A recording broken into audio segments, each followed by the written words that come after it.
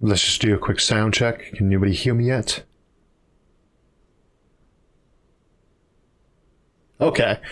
Welcome, and we're doing another monthly live stream here at SFIA. And for those of you who are not familiar with this process, we'll be taking questions pretty much the whole time. But while those get queued up, we do have a couple of announcements for today. First, we will be doing a second session afterwards in our Discord server right after this with live voice chat. So if you don't get a question today, you can go over there and wing one out. And when we hit the break about 30 minutes in, Sindri will walk you through how we will go about doing that if you're not familiar with Discord. Second, we do have a website up now, the new and improved one. We've been meaning to do upgrades for quite a while. That is isaacarthur.net. And you can check that out during the break, as we'll start up at 6:30. It's 5 o'clock right now, on the Discord session after this. And we'll probably finish up here about 6 o'clock. So in the break, you can head over there and take a peek, and we'll give you some instructions about that when we get started. So for those of you who are not keeping track of the schedule while we wait for questions to come in, we do have next week, Secret Aliens is our episode to finish out February. And then we'll be going in with March for Hitchhiking the Galaxy, which is pretty obviously a tribute to Douglas Adams. Though that will be our entire month, as you really can't just do one book for him. So, all right. So do we have any questions up yet? By the way, for anyone who's not familiar with this, we actually have some volunteers who moderate on the side and grab questions out of the feed, because I can't really monitor both at the same time. So you know, I do actually read all the questions and comments after the live stream, but while we're going through this, they snatch out questions as we go, post them over to me on our Discord server, actually, and I just read those off as we go. First question, did you lose like 50 pounds? Yeah, I guess I have actually lost a fair amount of weight since we got started with the channel. It's about 80 actually, but still about 40 more to go, to be honest. Next question. It's always a bit slow to get started here. Sorry about that. I wonder if I can bring up the question. Aha, there we go. Can you comment on the recent study showing that the universe is likely to end in a big rip? No black hole forming, worst news ever. That is one of the cosmologies that we might actually have as a fate of the universe. There are several that have been kicked around over the years, and of course we can't say right now which of these is true. For the longest time, we had the steady state universe, which was the notion that the universe just refreshed itself over and over again. Then we found out about the expansion, the Hubble expansion. We started kicking around the idea that it would just spread out and might eventually contract under gravity. And that would be called the Big Crunch. There's a version of that where it would then explode again as another Big Bang. Not that there was really much explosion going on, and that's this cyclical universe approach. Then we have the heat death, which is the main one for right now, which is that the universe will just spread out forever and ever, get thinner and thinner, and entropy will eventually rule over everything, reduce it to a very cold and lonely place. Then we have the Big Rip. This one is newer. With dark energy coming into play, there's the possibility that this accelerating expansion, which is what appears to be going on, will just keep speeding up. And if it keeps speeding up enough, you would eventually get a dark energy force that wasn't just enough to pull galaxies apart, but could pull solar systems apart, and then planets apart from their solar systems, and then would potentially actually get to the point where it could rip apart atoms, where it would overcome the electromagnetic force, which is, about 40 orders of magnitude stronger than gravity, and then might actually pull apart atoms too. That gets to be a little bit tricky with the nuclear force, though, because when you rip two quarks apart, you end up with two more pairs of quarks. So something like that could conceivably result in a new Big Bang simultaneously everywhere in the universe. Or it could just be that everything gets ripped apart into the universe. The big difference here, though, is that while they throw the number 20 billion around a lot for the Big Rip, that's actually just a rounded number they put into the equation. Yeah, I think it was negative 1.5 for the, I can't remember if it's an omega or an italicized W, the factor there, though. They just plugged in an even number there that was in a zone they were curious about, and that came out to 20 billion years. So there's no data for it to be negative 1.5. And any value in there, the closer it is to 1, negative 1, the longer the universe would live. So if it was like negative no, well, if it's -1 on the dot, you would actually have a frozen universe at some point in time where it would just heat death. Anything lower than that is going to produce for you, assuming I'm remembering my numbers right, a eventual big rip. And that could be 20 billion years from now, like if the factor was 1.5, or it could be sooner or a lot longer away. So the 20 billion number you hear about this is just arbitrary for the mathematical model. All right, next question. Actually, we had quite a few while I was talking about that. 1 second. What effect would seed factories have on socio-economic systems of Earth? I'm assuming by seed factories you would mean probably self-replicating ones. We have a pretty big effect. Right now we have these very complex supply chains. In fact, that's something we'll be discussing with the giant robots and power suits episode in early April. A lot of our gear, a lot of our equipment is kind of based and limited off of the sheer amount of effort that goes into making them. So you have an opportunity cost. Even when you want to make something really cool and can do it, you're often going to do something a lot simpler. But when that opportunity cost that's lost by making something more complex is very minimal, because it's basically just program it in and the machines do all the work, then you can actually start getting a lot of the bigger mega structures or colony systems that we often talk about here. And there does tend to be an implicit assumption that's where the changeover is at, where the majority of the effort is not manufacturing in terms of human effort, but rather on the design side. Peter asks, what would you suggest regarding promoting basic O'Neill cylinders as a better alternative to Pepsi can space stations? Fundamentally, an O'Neill cylinder is still one of those big soda can space stations. I would say the idea that you want to do a really small one with this is all dependent on how big we're talking about small being. Until you're up to about 100 meters or so in a radius for these things, it's not terribly comfortable to live inside, as you'd have kind of a spin nausea effect that you might get over just naturally after a couple of days, or you might need to take some sort of motion sickness pill for. Where exactly that radius is at is hard to say, but we usually say once you get to be about half a kilometer in diameter, that should be gone. There should be no problems at all. That's a pretty big space station, though, even if it's basically a wheel rather than a can. And since the interior would be mostly air, it probably doesn't matter if it is a wheel or a can, in terms of mass to construct the thing. So I don't think it would be all that hard to talk people into building something that big if there was a demand for it, but that's not your first step. Your first step is to build one as small as you can that will actually let you simulate something like motion or lunar gravity to get a long-term effect in terms of health. And probably Martian gravity, because that's harder to do than lunar gravity, but the moon is right there, so we can get people back and forth there in a couple of days, and we can talk to them instantly, or with a 2-second time lag at least. So we probably don't need to simulate lunar gravity. We could just put people there and bring them back if there's a problem. Mars is another story. You need to simulate that before you send people off. We could send people, obviously, and just find out the hard way. But, that's a multi-year journey at low gravity on the surface of Mars. So there's bad health effects on that. You've got a lot of dead heroes, not good for a space program, and it's bad science, bad process to just send people out like that. Next question. Christopher asks, will nuclear fusion always be 20 years away? This comes up a lot because it probably is about 20 or 30 years away right now. And I'll go ahead and say that right now as a fixed number. Somewhere in the next few decades, we should probably have a working reactor, maybe not a commercial one. This kind of comes back to General Atomics discussing fusion back in the 50s. When we found out how to do fission, how to do basic fission, what fission was, we developed a bomb and a reactor inside a generation of them. So when we had the H-bomb working and a basic concept of how fusion works, a lot of the companies that were doing that, like General Atomics, had said, this is what we're going to have in 20 years. It seemed pretty reasonable. A lot of our discoveries, like flight for the Wright brothers, only a generation or so after the Wright brothers that we started having commercial travel on airplanes. So there is a habit of saying that. And that wasn't a bad guess on their part, but after that, we just kind of had this long sequence of people saying it was going to be another generation or two away when that didn't quite happen. So this idea that's always been 20 years away, that's actually a fairly new thing just from the repetition of it. We've only been a few generations since we discovered it. We were hoping to have it faster, didn't quite work out that way, but this defeatist, it's always going to be 20 years thing is just woo.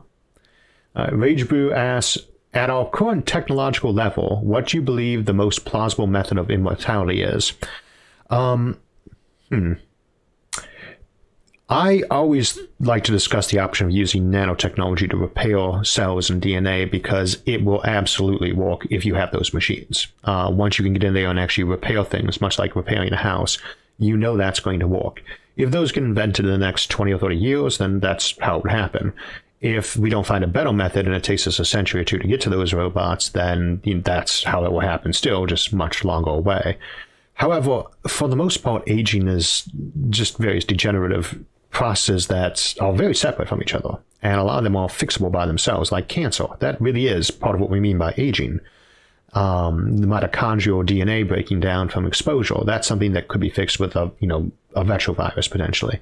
So these are individually fixable issues that might be much better fixed through classic medicine and biology as we get better with that. But the nanotechnology option is always on the radar if those don't turn out to be viable.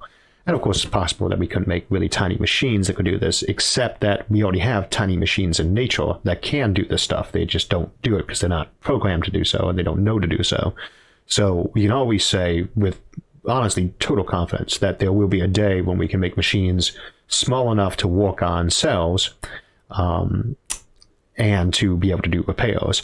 That might be quite a long time off. It might be, 10 years from now. We just don't know. When someone makes one of these machines, that will be the avalanche point to when that should happen. Olympus asks, if the technology ever became available, would you upload your brain? I would copy my brain, probably, if it was a relatively simple and process that others have been through. I have no real interest in uploading my brain to transfer my life to a computer, per se. It would be better than dying or being erased. As far as I would be concerned, though, and this is one of those things you really can't give a definitive answer to. It's not for the realm of science, it's more philosophy. If I upload my brain, there's a copy of me. Shooting me in the head does not mean that that is the original now. It's not really a fake, it's just a copy. I'm still here. If I die the next day, I'm dead. My copy lives on, and my copy, being more or less me, can go ahead and, make sure my friends are taken care of, attend their weddings or funerals too. It can make sure the videos keep coming out. There is an Isaac still behind. It just doesn't happen to be me specifically. And so for that reason, I'm not really all that anxious to get into mind uploading. But I certainly would get a copy of my brain made if that was a relatively simplistic and cheap process, because I would like to make sure something in me remained to take care of things afterwards. Timothy White asks, do you foresee interplanetary laser highways, or are lasers more useful for interstellar travel? They're very useful for interstellar travel. I'm still not certain about their application for interplanetary travel, just because the speeds involved for interplanetary travel, if you have a working fusion drive or even are comfortable using fission sources, don't really necessitate using that. And whenever you're using a system like that, you are kind of cutting down on how self-dependent you are. You've got something else that has to push you. You've also got very large lasers lying around that people might be uncomfortable with being moved back and forth around the solar system. What you might end up with, though, is ships that had their own drives that could get them up or down from speeds, and then they were supplemented by this, kind of like, those little conveyor belts they have in a lot of larger facilities like airports, so you can walk along next to it, or you can get up on that and walk to or stand still. Most of us get on those and walk. Many of us skip around them and just walk. Others just stand on those. So you might have lasers going between major ports of call that you could jump onto for an extra speed boost or to save you time and money. But I don't think that would be the primary way people got around. All right. Tao Seti asks, is it possible to have underground biosphere on Earth like in the Underdark from Forgotten Realms setting in Dungeons & Dragons? I think we just did an episode on that, the Subterranean Civilizations episode. It wouldn't be quite like those. I don't know how many of you are actually familiar with Underdark settings from places like Forgotten Realms or Greyhawk, but generally speaking, you couldn't actually have a really vibrant biosphere underground unless you're supplying a lot of energy to it. But you can have one. We already do. A lot of those caves are amazing places, and they do have life inside them. But it does tend to be a debris-based life, same as with the deep ocean. And you do also have problems of, what's happening if you live 10 kilometers underground, the air pressure is going to be very high. So see the Subterranean Civilizations episode for more details on that, but I think that we will probably have something like that set up in the future to some degree at least.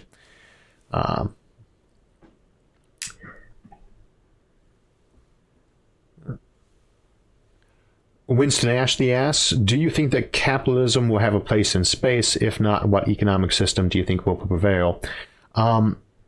It's kind of my stated opinion that regardless of whatever my own views are on this, that you can pretty much make any economic system semi-viable in a post-scarcity civilization, just because you don't have to be hyper-efficient to make something like that work. As to whether or not capitalism will have a role in space in the future, I should think so. It's one of the major ways we drive it now. But during the space race, people say it has to be a capitalist or a communist future in space. The space race was between a democratic capitalist nation and an oligarchic communist nation, and they both managed to develop space travel. So it doesn't really work as an exclusivity example because it clearly did work for both of those groups. They both made major advances into space travel. And I would not see any particular reason why that would be limited to one socioeconomic system. Which one we'll go with, I don't know. And which one's better, I don't know, or at least I'm not going to express an opinion on. Gary Lane asks, Isaac, love your channel. Do you think robot replicators should all be identical for simple replication, or should there be a different models specializing in different things? Thank you, Gary. The idea of a universal assembler is probably a little bit simplistic. You don't see that inside us. We see very specialized small machines doing the work. And I think that you would almost always go the specialization route when you have a complex system that you're working on. There's a lot of variables involved in anything that's complicated where you're just going to be better off specializing. So I think that you would be more likely to have an entire ecosystem of nanorobots, possibly with larger scale controllers that gave them their orders. But, I just don't see much of a reason to make it uniform. It's not an ant colony. So, and that's probably not the best model to be using for these kind of things. It can work that way, of course, but I think you would specialize with many different breeds and types of these machines. Although I think you want to be careful not to let them evolve on their own much. That's how you get gray goo. Derek asks, Michael Nelson asks, estimate, how long until significant programs of asteroid habitat building projects occur? 20 years. It's always such a number that people like to throw out there. Something that's a generation away. What we mean is, when we say things like that, it doesn't mean it's definitely going to happen in 20 years. It means that we can't see it happening in the next decade or so, but we can see a pathway to it happening not long after that. We could launch a mission to an asteroid right now and mine it. We do have the technology for this. And if we knew there was a bunch of gold there, we could pick it up and bring it home. That's a really risky venture when it's still, we're basically lacking any sort of infrastructure in space right now. I don't want people sailing off hundreds of millions of miles from Earth on manned missions to go grab resources until I'm sure we have a good chance of helping them if something goes wrong. If they want to risk the endeavor on their own, that's fine, but that would be a strictly private venture at that point in time. And I would think that would tend to lag behind anything that would require basically the entire resource of a country to put together. So at least 20 years before anyone's really mining asteroids. And I would usually just say another generation after that before you had real habitats or an economy, possibly longer. But we do have the analogy for, San Francisco, 1849, the gold rush. That's a very appropriate one for asteroids. Difference being a person could theoretically walk or sail a relatively cheap ship with a small resource behind it to that location. Quite a long trip around the continents at that time, of course. But it's a little bit harder to do this. I don't know if we could just assume there would be a rush that would take place in a couple of years, maybe further down the road, but not yet.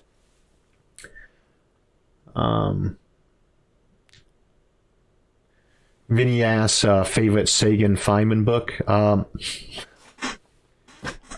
3 books.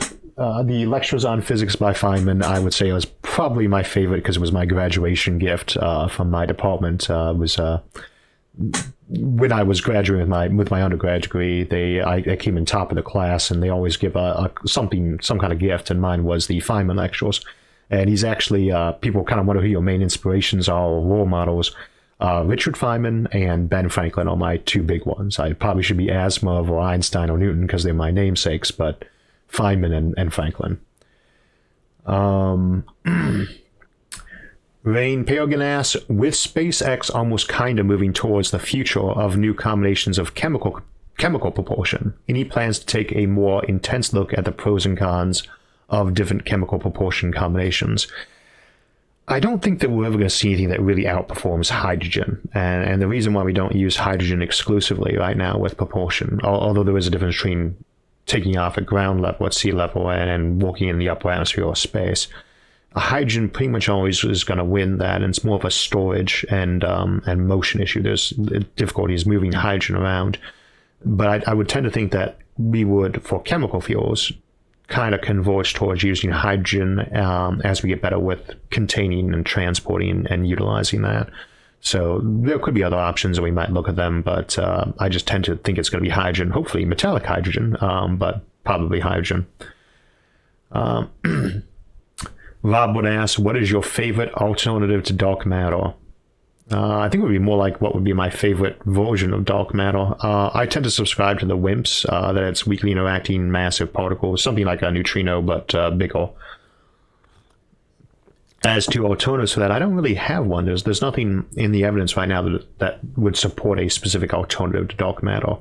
Micro black holes would, for instance, be still a type of dark matter, and we can say, like, what sort of level of energy they would tend to have. The problem is that unless they were created at a very discrete mass, because black holes have a lifetime that is very correlated to their mass. When a black hole dies, assuming Hawking radiation is correct, it should give off an awful lot of energy that we should be able to see. So there should be, if they were randomly distributed mass at the creation of the universe, and this is the notion of primordial black holes, one's far more less massive than what we see formed by stars dying. If there was a whole bunch of black holes created at the beginning of the universe of various masses, unless those were at very discrete mass levels, if they were evenly spread, as it were, those should be expiring all the time, and we would see the background radiation from that should be fairly detectable. So, and this is the case with a lot of these dark matter ideas. Many of them are kind of ruled out by there just not really being much evidence to support the concept. But alternatives to dark matter entirely, like modified Newtonian gravity, right? Modified Newtonian dynamics for gravity, that it gets weaker at the intergalactic level. These, that one, for instance, was kind of struck down by the Bullet cluster back in 2006.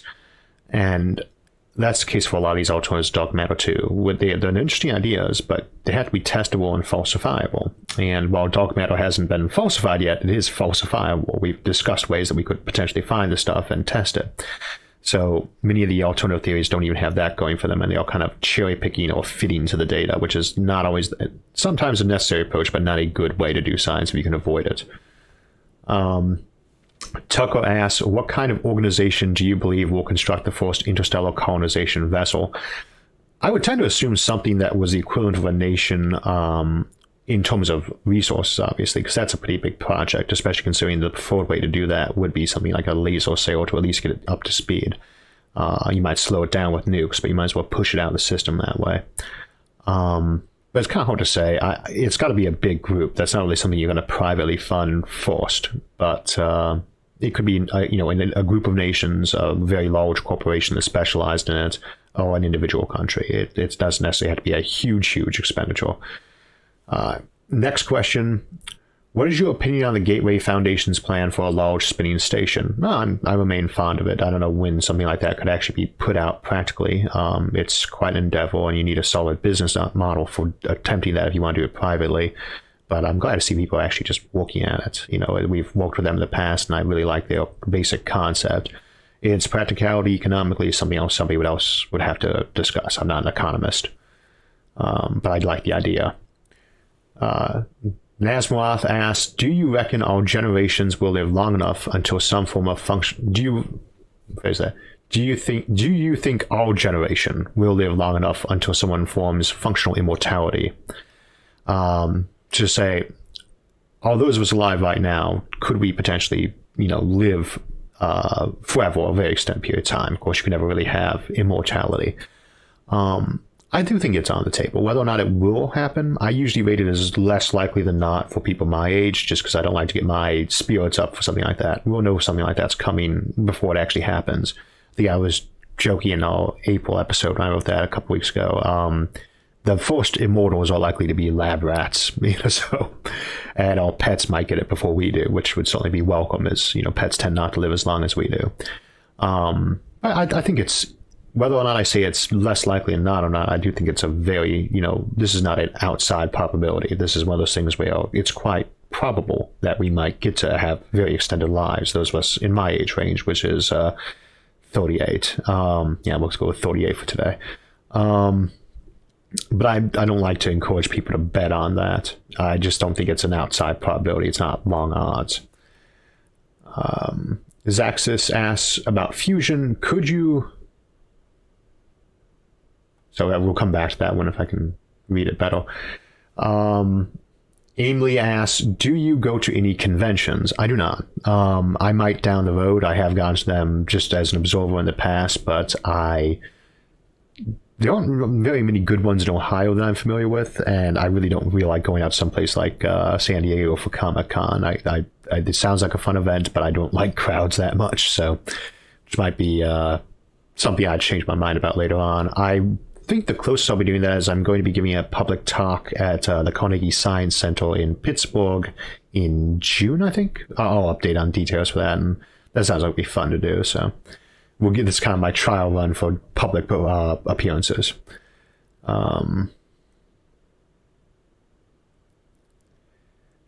Question from... What's your thoughts on de-extinction, bringing extinct animals back? We do actually have an episode on that. I think that was, the top of last year? Early January, February of 2018, we did an episode, I think, titled De-Extinction or something close to that.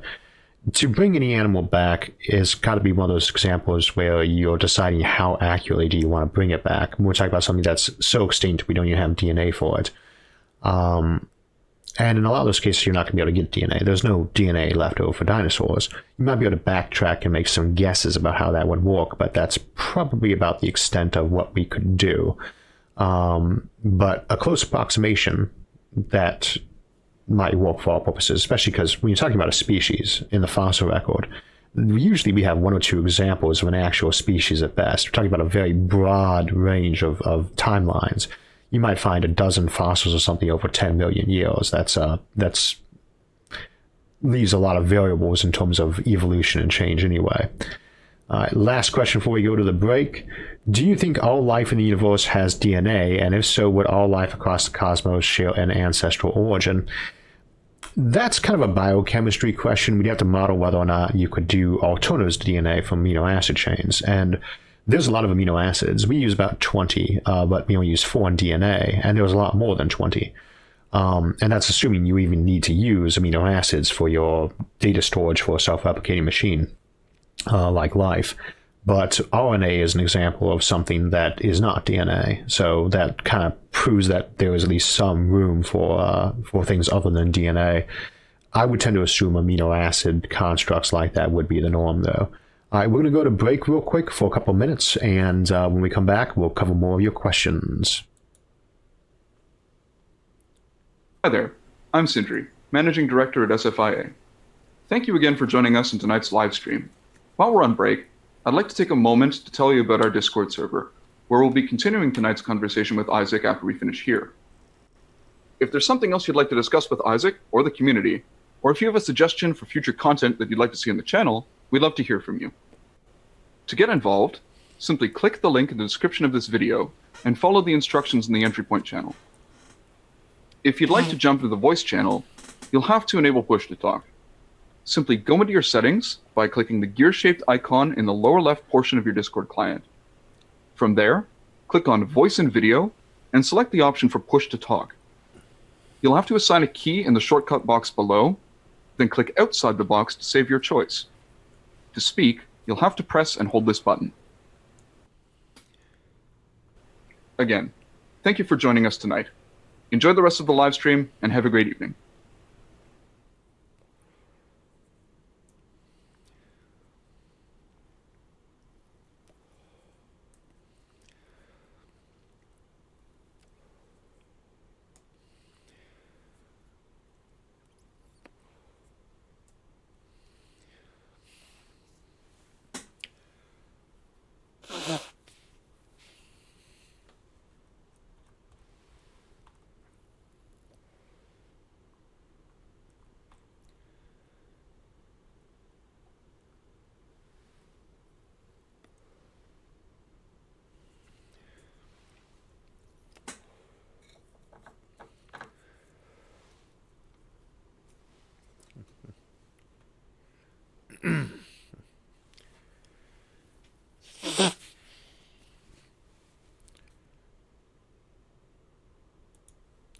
Okay, and we're back. Thank you, Colonel Graf and MJ. Before I forget, you guys would have just seen the intermission with Sindri on there. There are an awful lot of folks who helped make this channel, what it is today, which is a lot better than when it was a solo process, I have to say. At least in my opinion, things have gotten a lot better since our early days. And I do want to thank all those folks, and I'm hoping for those of them who are not camera shy or shy of exposure that we'll have a chance to feature more of those in episodes and breaks as we go on. But this is no longer really science and futurism with Isaac Arthur. There's a lot of folks involved in it, and I really can't thank them enough for their time. And for those of you who are supporting us on Patreon or with the Super Chat today, thank you so much. You'll make the channel possible. So, going back to those questions, MJ asks, will you make a vid on CRISPR or designer babies?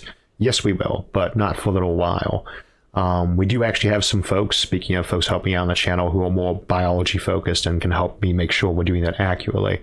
I always get a little bit gun shy of doing episodes that are outside of physics and space because that's my area. So got to be careful going outside your own area without folks who really know what they're talking about to make sure you're not making mistakes.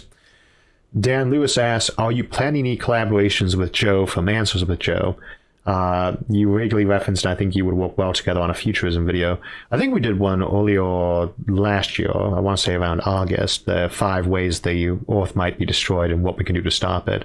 Joe's a good friend, and we do talk quite regularly, and I'm sure we'll work together more in the future. So, I'm not sure when, we don't have anything planned. These things with the collaboration stream and other channels, those tend to happen fairly quickly.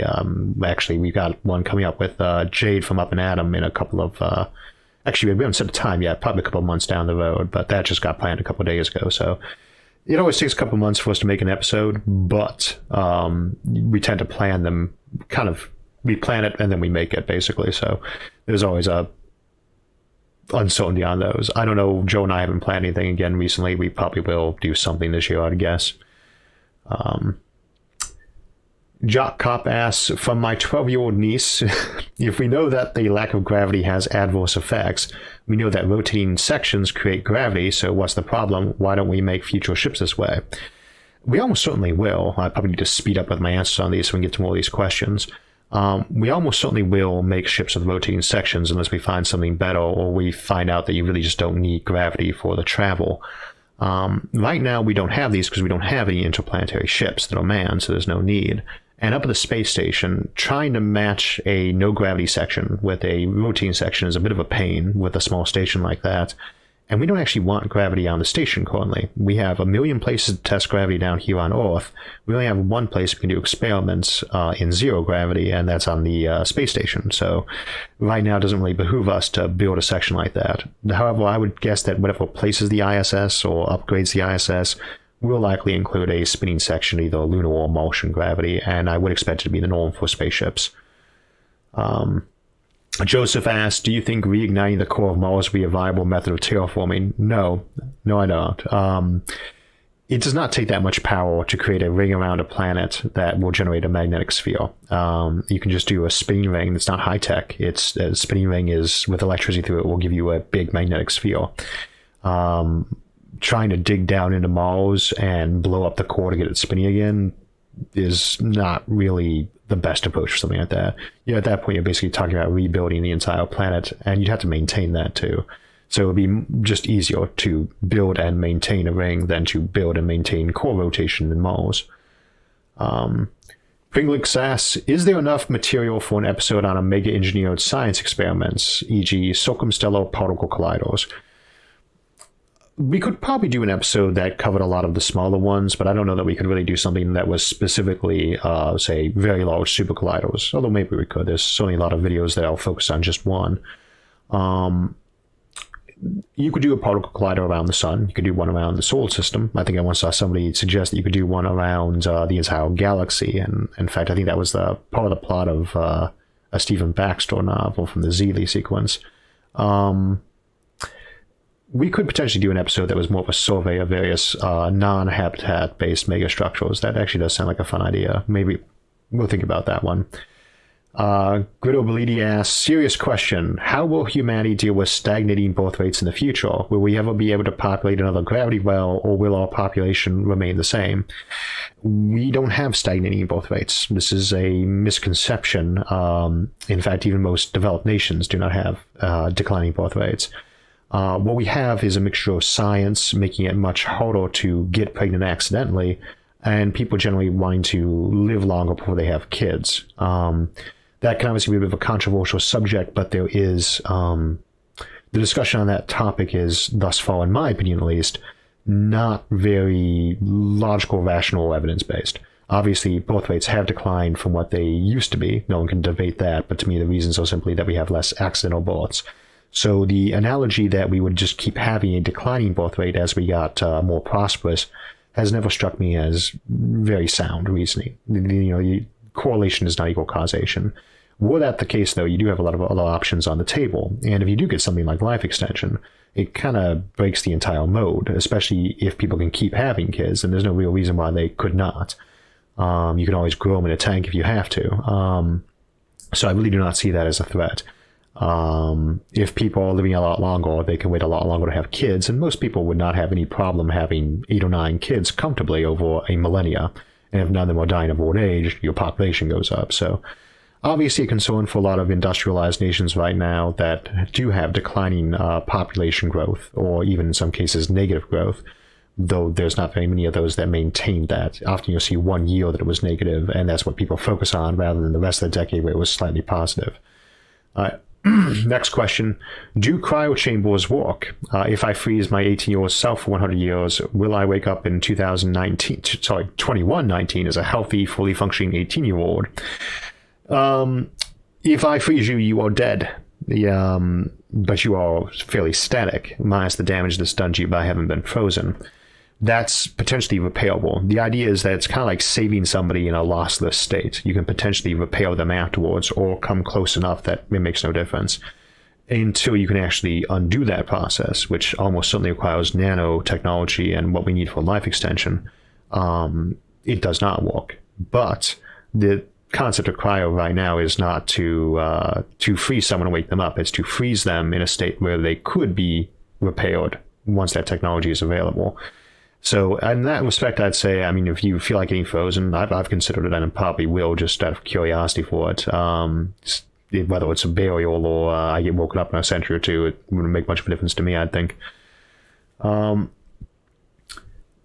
real Byleth asks, what is the future technology you are personally looking forward the most to?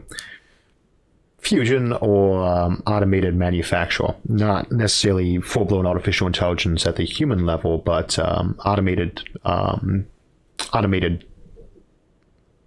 software that can do things like drive a car safely, or run a factory without a lot of human oversight. That or fusion both gives you either an infinite amount of energy, so to speak, or an infinite amount of manpower to build stuff. Either one of those really changes the dynamics and lets us start pushing outward to much higher, just across the board, it improves everything. Standard of living, I would imagine stress and happiness levels, and it helps the environment, to say the least. And that does open the gateway to space. Either one of those just makes it so much easier to do all the space expansion we discussed. Otis asks, does gravity waves act more like a pulse or a pressure wave like a gust of wind, or is it more relatable to the surface tension of water like a surfer skimming along the surface? I'm not actually certain that either of those is really a good analogy or what you're asking for there, but we don't have enough data on gravity waves yet to really be discussing them too accurately anyway, so I'm going to have to punt on that question, sorry. Gup asks, similar to the concept of suicide pact technology, do you think there are technologies which will virtually ensure that a civilization does not wipe itself out? So, the reverse case. A suicide pact technology is one that kind of sneaks up on you that you would definitely use and would kill you even though you weren't expecting it to. Or were expecting it to but couldn't quite bring yourselves not to use, or couldn't stop it from happening. For instance, if somebody could make antimatter in their basement without anyone being able to catch them doing it, that's kind of a suicide pact technology, because someone's a lunatic who's going to build enough to kill everybody as well. ones that would prevent it, I'd say space travel would be really the biggest technology that would ensure survival. When you're dealing with distances at that scale, it makes it virtually impossible for any natural catastrophe or even an artificial intelligence-based one to really get everybody. So I would say that the best way to ensure a species doesn't die off is to practice the policy that we've always used in evolution, which is basically make yourself more survivable in your environment and spread out to other environments where you can adapt to them. That's a very proven survival method. So that would be the one I'd say is probably the best one for us to pursue, and technologies that help on either of those fronts would basically help with that process.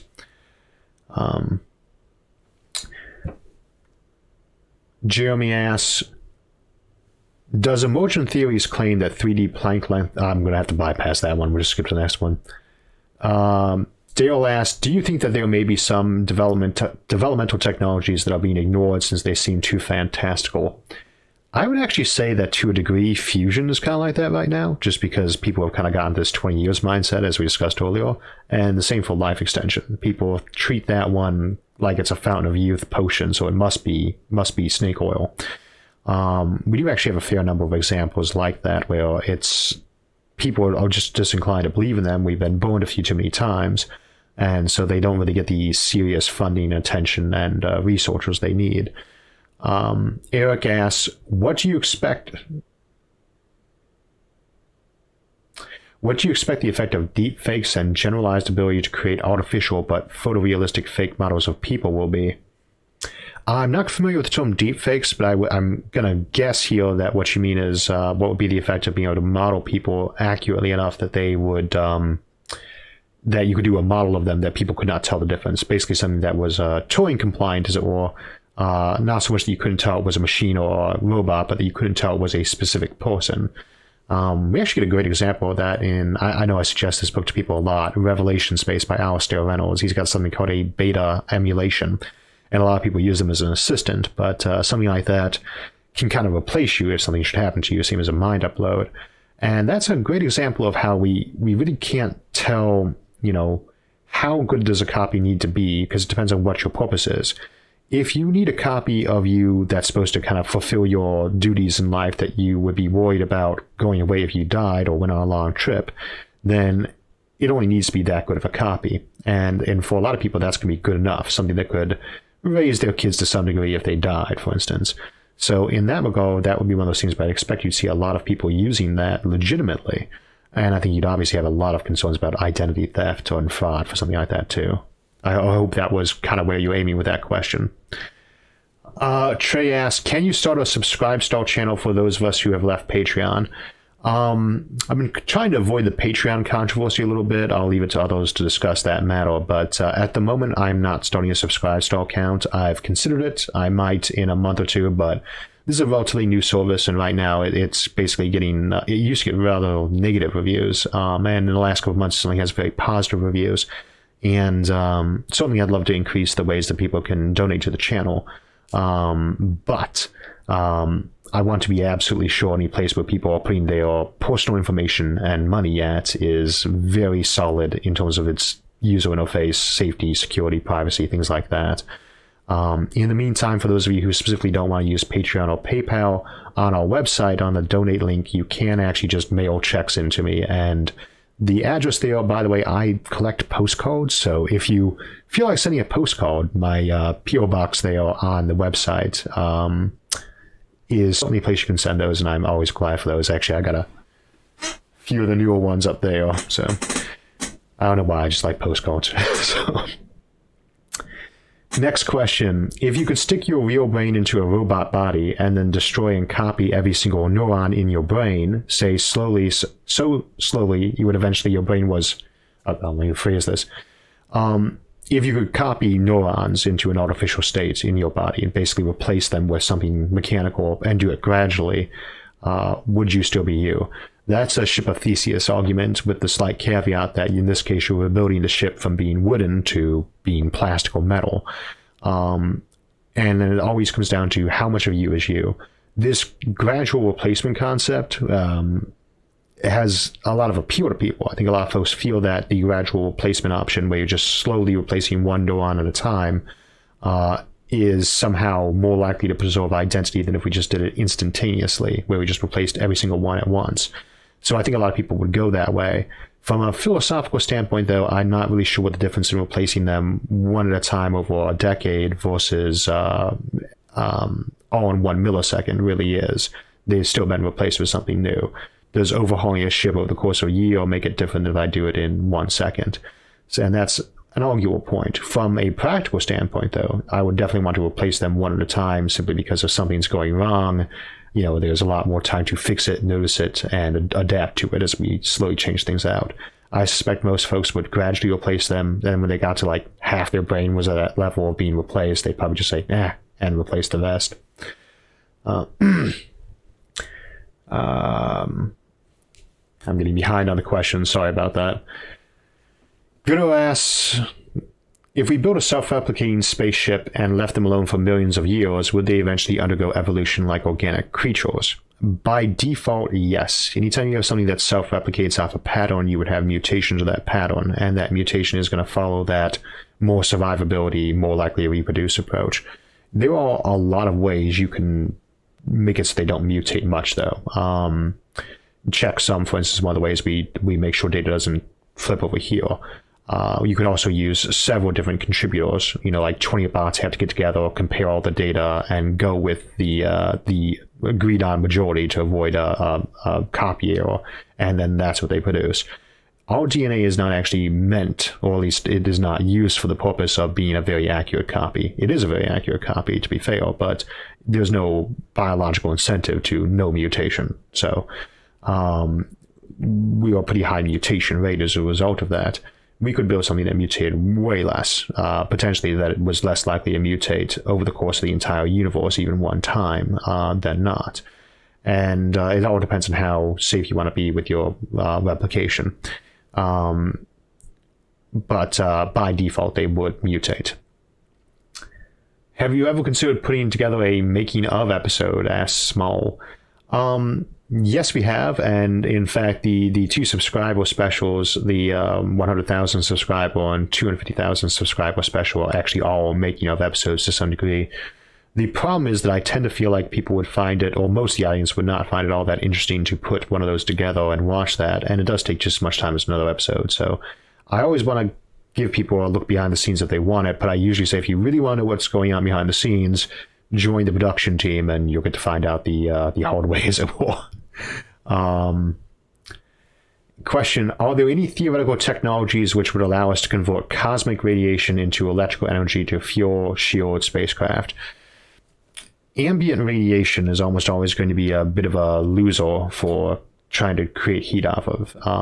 There are certainly levels of radiation out there that would not be running into a specific thermodynamic limitation on that. You can't generate energy in a bathtub that's at lukewarm temperature already. There's no energy to be processed out of that. No temperature difference.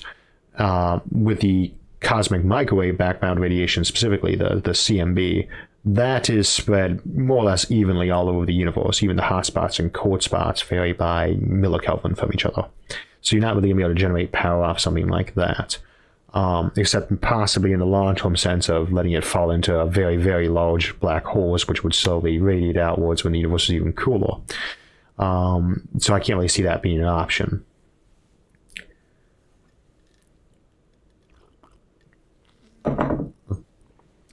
Zane asks, do you think would there be a benefit to uplifting an unextincted species? So uplifting, say, a cat or a dog or a chimpanzee. We'll look at that a little bit we have an episode called The Future of Pets in early April. That's National Pet Day that it's on. And we do talk about that a little bit more there, so I'll save that mostly for then. But I think there would be a benefit to making our pets a little bit smarter. I'm not sure that we would want them to be as smart as us. That has a lot of ramifications ethically and practically that you might want to avoid. Mike asks, in your view, what will the future personal device be like as a phone, camera, wallets, keys, etc. converge together? Where would we go after that? I would tend to guess we wouldn't go anywhere after that. You either are going to have something that's implanted into you, that's kind of interfaced in part of you that handles all that stuff, or you're going to not want to do that and have a device you carry around, and that device is presumably going to have to be big enough for you to manipulate with your hands. So you wouldn't want to have it micro-sized more than like a phone currently is. But you could have something that was smaller, that was just the computer that did that, and then you were maybe comfortable with some kind of interface that was allowing you to talk to it but wasn't too intrusive into your head, so you could type or speak to it. So that's a possibility. You still need a way to display that, so possibly glasses plus a device that was voice activated. But I think that's just going to keep converging towards that or implantation. Thank you, Bella. Can you comment on Gateway's von Braun plans? I have to be a little bit careful talking about that because, for those who don't know, I'm kind of attached to them. They send me a lot of the emails discussing when they were getting ready for this. I know this just came out for everybody else in the last few weeks, but I've been familiar with it for a couple months now. We've had an email chain going for it. The von Braun is a classic space station design. I would love to see one get built, and it's a lot more modest than the Gateway's plans, which is a lot more modest than a lot of stuff we discuss here. I always like the idea of building one of these things. When, where, and how the funding will happen is another story, and I don't want to get too into the details discussing anybody's specific plan, yay or nay.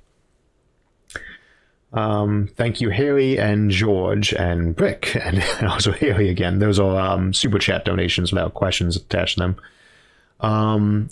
Harry asks, where would one find the X, Y, and Z axis of the nearest 100 stars? I think Space Engine has them, and Google Sky, if we're still around, has them, but you can look those up on like Wikipedia. Try searching list of the nearest 100 stars. I know there's a Wikipedia page that actually has the closest stars to Earth.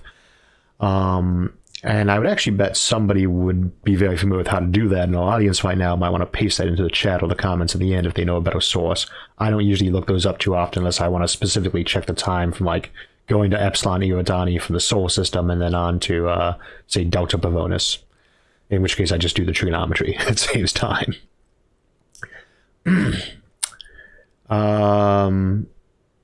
Devin asks, why not use waste rock to have a moon-tied magnets?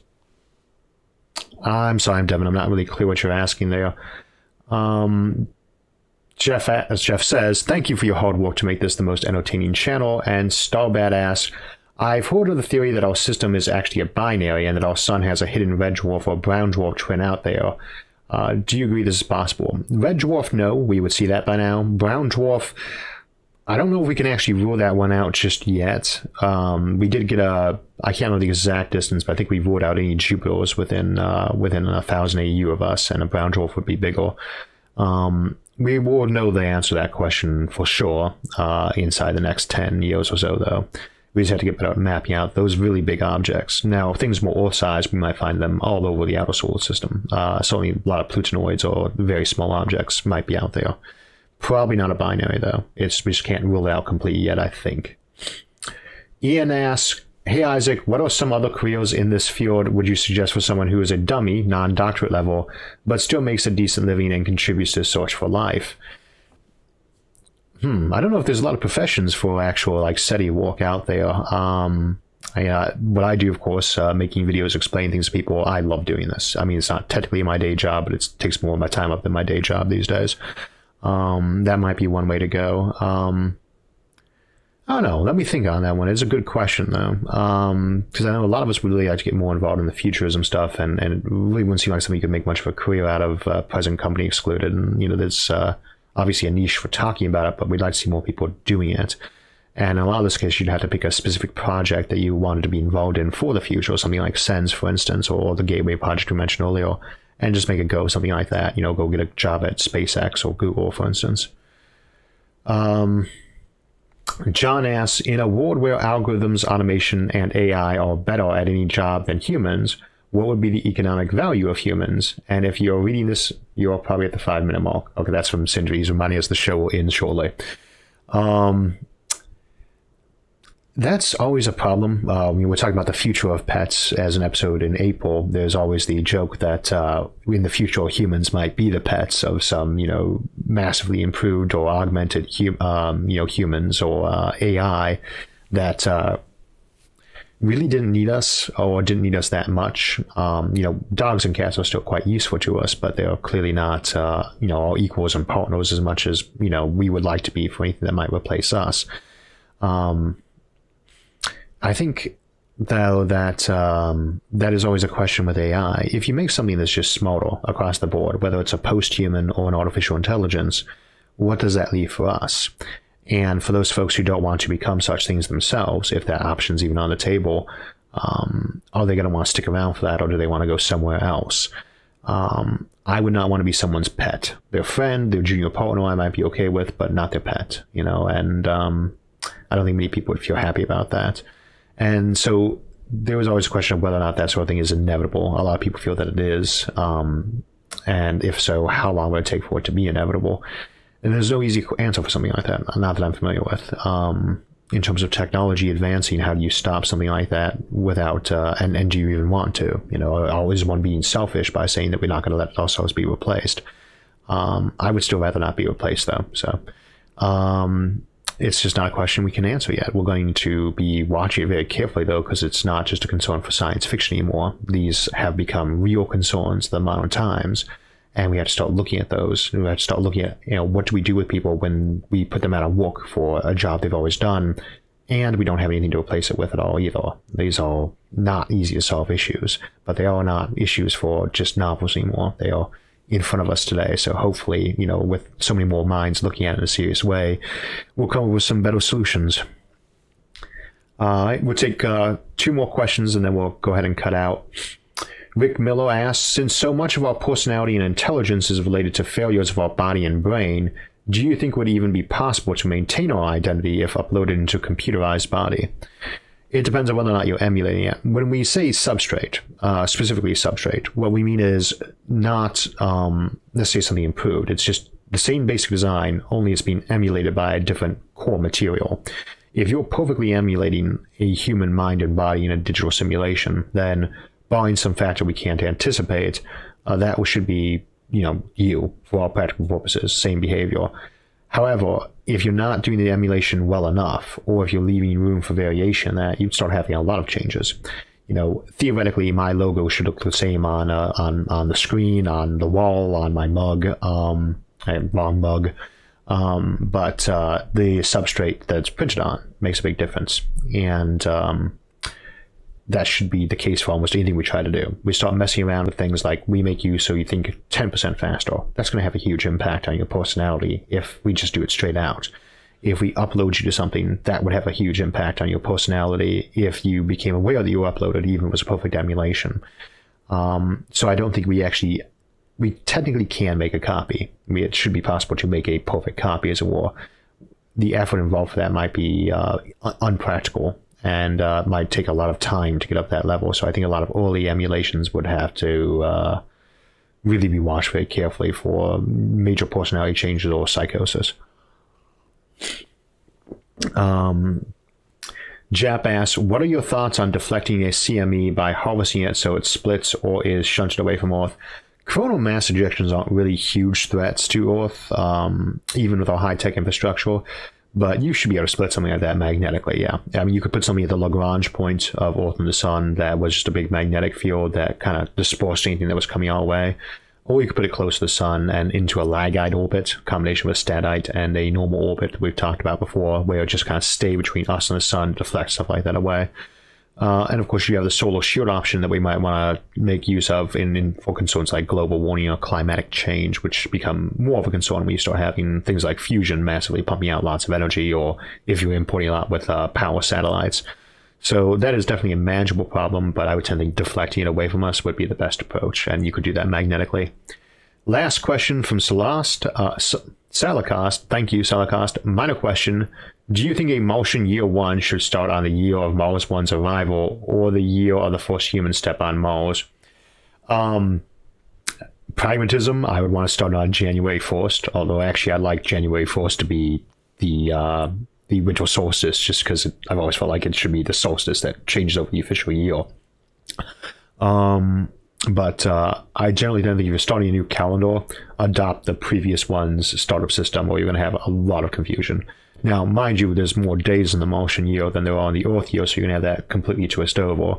But I think if I was going to do a year 1 from the moment somebody did something specific, I would say it's when a boot hit the ground, when someone actually steps onto Mars. So we have to do another episode on Mo sometime soon.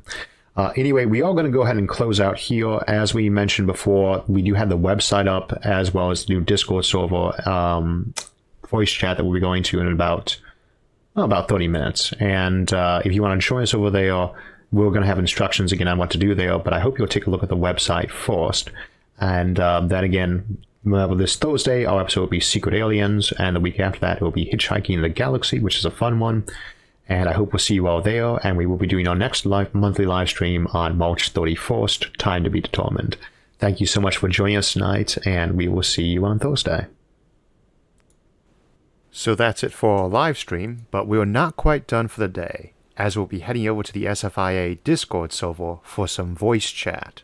We will be taking a quick break so I can catch my breath, and starting up there at the bottom of the hour, 6:30 Eastern. And depending on when the live stream ends, probably a little after 6, you can spend the downtime checking out the SFIA website, isaacarthur.net, which we've just finished upgrading.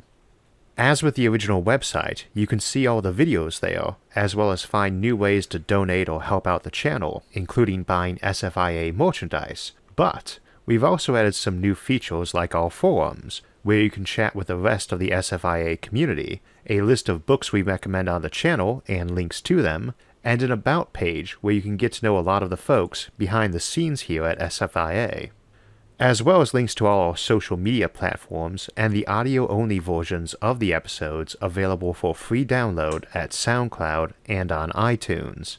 Needless to say, this is just the first wave of upgrades, and we'll be adding as time goes on, and this is the grand opening, so there may be a bug or two. So check out the website and then come on over to Discord to join us for some more Q&A. And please do remember to enable push to talk, and since there's likely to be a lot of folks in there, please make sure to keep any questions concise